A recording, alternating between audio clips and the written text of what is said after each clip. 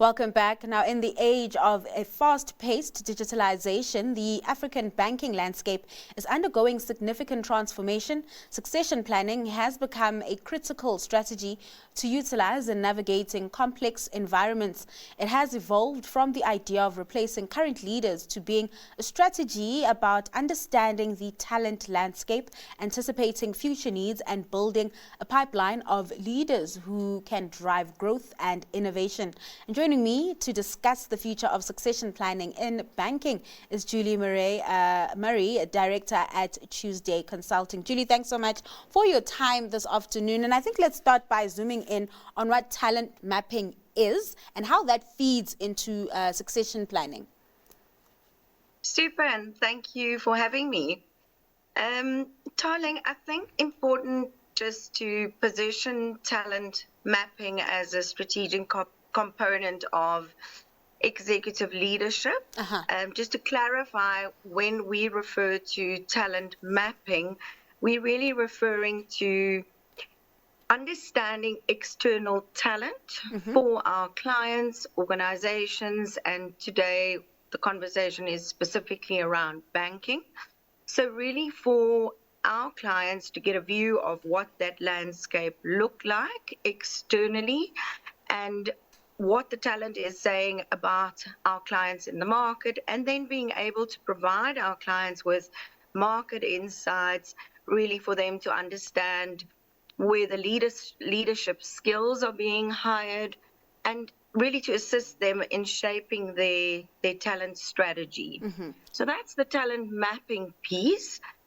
We specifically offer this solution to our clients in a very close collaboration with the HR directors in organizations, as most of them run very robust internal succession plans. And it really is about collaborating, understanding where the gaps are in terms of where that talent is not quite ready, and then for us to really overlay it with an external piece of work. And let's look at the banking sector then, and how the banking sector is using talent mapping as a strategic tool to give it a competitive edge against competitors. Yeah, absolutely. So in Tarling, I think it's evolved. Talent mapping is a process that looks very different today. It's very deliberate, it's very research-driven, it's data-led, and it really offers, as I said, the competitors the actual data in terms of what the competition is doing. It also gives our clients the opportunity really to see what the competitor executive teams are doing, who are some of those key individuals making an impact in the competitor landscape, and then having the opportunity to engage with that talent is really the value add component, because what our clients usually get from us is really valuable insights, and really for us to also position our client is a very important piece of our work, being able to share the employee value proposition and being able to have conversations with talent. Talent's not always ready, so it's a nurturing process, and it happens continuously. And let's look at, I guess, the skills needed in that industry in particular. As you know, a number of banks move towards digitalization, trying to strengthen their digital strategies. I can imagine that skills needed within the banking sector go beyond than just banking skills, right? Yes, you spot on, and Tarling, I think it's shifted. There's definitely a big focus in terms of growth across the continent. At Tuesday Consulting, we've recently conducted quite a large piece of work across the continent for 9 countries, and the data was clear that there's specific themes that we see across the continent. As you mentioned, the the absolute need for digitization, not necessarily just the technical digital skill, but we're seeing a need for far more fluid digital leaders within these C-suite roles. And what we mean by that is really leaders that can understand the digital ambition, understand, and then being able to translate it in collaboration with the C-suite teams.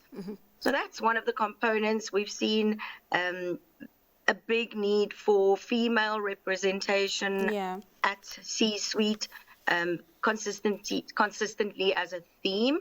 Some countries doing it a bit better than others across the continent, but very, very clear gap in the market in terms of the female representation. Also a big need in terms of innovation. So we're seeing some organizations are far more curious about looking at, to your point, bringing in skills from different industries. So looking at telcos and consulting firms, they're positioning those as clear target organizations to look into. Also on the continent, very much cross-functional skills. So we're seeing a lot of leaders shifting in between risk and compliance and operations functions. So really far more adaptable leaders with a big enterprise interest and aspiration. And how big is the talent pool? I mean, we talk about these skills that are needed within the banking sector, and it doesn't seem like there are enough people with those skills to go around. And then we see, you know, the issue around poaching of talent. I mean, in the US at the moment, we're seeing it within the AI industry, where a number of these big companies are poaching each other's talents to be number one in that AI race. I think it's also playing out in the US banking sector. And the last example I can think of here at home is APSA poaching Kenny Fihla to be their CEO. Do we have enough talent to go around? Are we seeing some sort of emergence when it comes to a talent war? Darling, I don't think that we've certainly won the war for talent. I think talent has most definitely won the war, and I think it's an ongoing strategic imperative. And I think certain organizations do it better than others, but it is a collaboration. You know, the most important thing is for an organization to grow internally, but not just grow their talent, but look at different initiatives to get the talent in the pipeline. So often they run grad programs, there's mobility programs, but there's always it's always very valuable to have your eye on the external talent. And the example you used is a very typical and recent example of Kenny Fihla's move to APSA. And I think those kind of moves are conversations that take a very long time and nurturing, you know, to bring the talent across.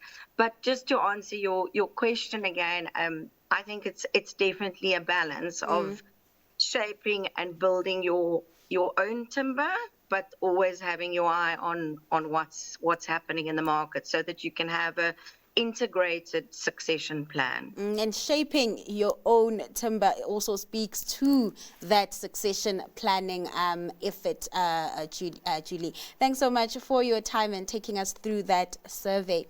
And that was Julie Murray, Director at Tuesday Consulting.